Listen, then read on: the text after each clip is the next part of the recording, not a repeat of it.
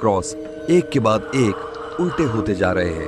तभी एक भूत जेनेट पर हमला कर देता है। उसके बाद जेनेट जोर से चिल्लाती है और घर के सभी लोग जाग जाते हैं। जिसके बाद एड और लॉरेन देखते हैं कि जेनेट को कोई गला घोंटकर मारने की कोशिश कर रहा है और तभी वो सभी कमरे का ताला खोल अंदर जेनेट को बचा लेते हैं। इसके अगले दिन एड और जेनेट वहां की लोकल अथॉरिटी से जाकर मिलते हैं, जहां उनमें से कुछ लोगों को अब भी ये सब झूठ ही लग रहा था। जिसके बाद वो सभी उस घर में हर जगह कैमरा सेट करते हैं ताकि चर्च के लिए सबूत जुटा सकें। अब एड और लॉरेन पैगी और उसके परिवार के साथ घुलने मिलने की कोशिश कर रहे हैं ताकि वो उस घर का इलाज ठीक से कर सकें। जहां एड उनके घर की छोटी मोटी मरम्मत करने में भी उनकी हेल्प कर रहा है। ऐसे ही काम करते करते एड उनकी वॉशिंग मशीन ठीक करने के लिए उनके बेसमेंट में पहुंच जाता है, जहां वो देखता है कि पूरा बेसमेंट पानी से भरा हुआ है क्योंकि वहां लीकेज की प्रॉब्लम थी। जिसके बाद वो उस लीकेज को बंद करने पानी में उतरता है, लेकिन तभी पैगी को पीछे से एड की तरफ कोई आता दिखता है और पैगी एड को बचाने के लिए उसकी तरफ भागती है, लेकिन तभी वो भूत पैगी पर ही हमला कर देता है और उसे पानी में खींचने की कोशिश करता है।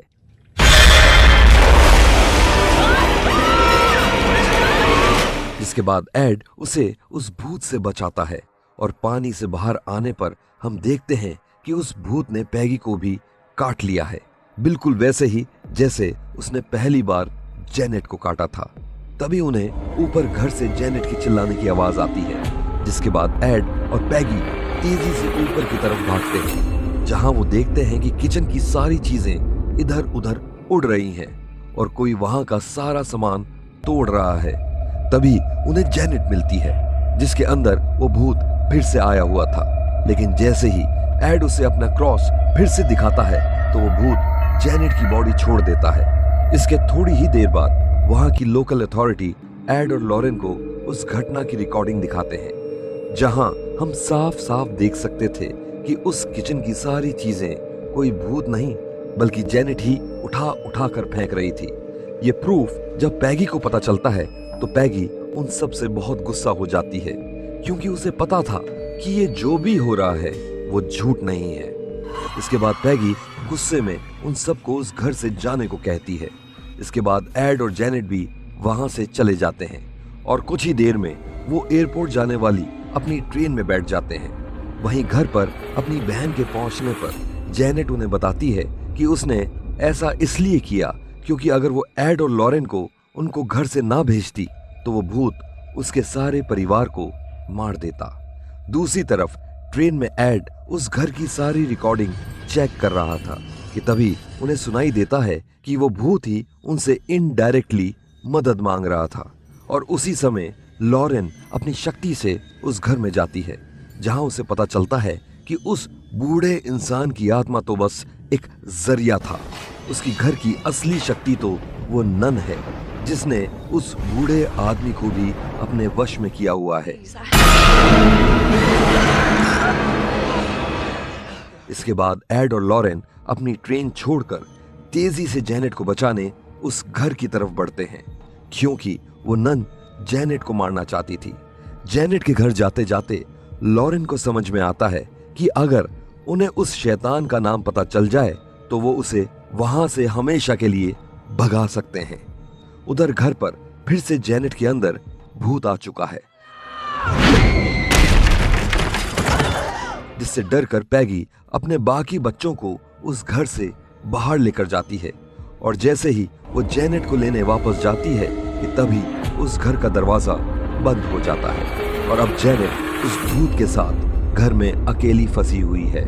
तभी वहां एड और लॉरेन पहुंचते हैं और घर के सामने वाला दरवाजा बंद होने की वजह से एड बेसमेंट वाले रास्ते से घर में घुसने की कोशिश करता है, लेकिन एड के बेसमेंट में घुसते ही वहां का भी दरवाजा बंद हो जाता है और लॉरेन बाहर ही रह जाती है। जिसके बाद लॉरेन चिल्ला चिल्ला कर एड को रोकने की कोशिश करती है, क्योंकि पहले भी उस नन ने एड को मारने की धमकी लॉरेन को दी थी। इसी वजह से लॉरेन बहुत डरी हुई थी, लेकिन फिर भी एड जेनेट को बचाने के लिए वहां से चला जाता है। जिसके बाद लॉरेन को याद आता है कि आखिरी बार जब उसकी इमेजिनेशन में नन आई थी तो उसने उस समय एक किताब में कुछ लिखा था, जिसकी वजह से वो किताब भी फट गई थी। तभी लॉरेन उस किताब को जाकर देखती है, जिससे उसे पता चल जाता है कि उस भूत का नाम वेलेक है। दूसरी तरफ एड बेसमेंट से होता हुआ घर में घुस जाता है, लेकिन घर में एंटर होते ही वहां की स्टीम पाइप का वॉल्व खुल जाता है, जिसके वजह से बहुत सारी स्टीम एड के चेहरे पर लगती है और एड का आधा चेहरा जल जाता है। और इसी वजह से एड को अब सब कुछ धुंधला दिखाई दे रहा था, लेकिन एड अपने क्रॉस को आगे करके धीरे धीरे जेनेट के रूम की तरफ बढ़ रहा है। तभी उस घर के बाहर खड़े एक पेड़ पर आसमान से बिजली गिरती है, जिसकी वजह से वो पेड़ आधा कटकर गिर जाता है, लेकिन उसका मुंह ऊपर से बहुत तीखा हो चुका है। इसके बाद किसी तरह एड जेनेट के कमरे में पहुंचता है, जहां जेनेट अब भी उस भूत के ही वश में थी। कि तभी जेनेट कमरे की खिड़की से उस पेड़ के मुंह पर कूद जाती है, लेकिन तभी एड भागकर उसे गिरने से बचा लेता है और हम देखते हैं कि एड की पकड़ धीरे धीरे छूटने लगी है। तभी उस कमरे में लॉरेन पहुंचती है, जहां उसे वो नन दिखाई देती है और जैसे ही लॉरेन एड को बचाने जाती है तो वो नन उसे उठाकर दीवार पर फेंक देती है। जिसके बाद लॉरेन उस शैतान का नाम लेकर मंत्र पढ़ना शुरू कर देती है, जिन मंत्रों का असर धीरे धीरे उस शैतान पर होने लगता है और थोड़ी ही देर बाद वो शैतान वहां से गायब हो जाता है। जिसके बाद लॉरेन एड और जेनेट को नीचे गिरने से बचाती है। फिल्म के आखिर में पैगी एड और लॉरेन का शुक्रिया अदा करती है और एड अपना क्रॉस निकालकर उसे जेनेट को देता है ताकि वो उसकी रक्षा कर सके। तो ये थी द कॉन्ज्यूरिंग 2 फिल्म की सच्ची कहानी। आपको ये कहानी कैसी लगी हमें कमेंट्स में जरूर बताइए।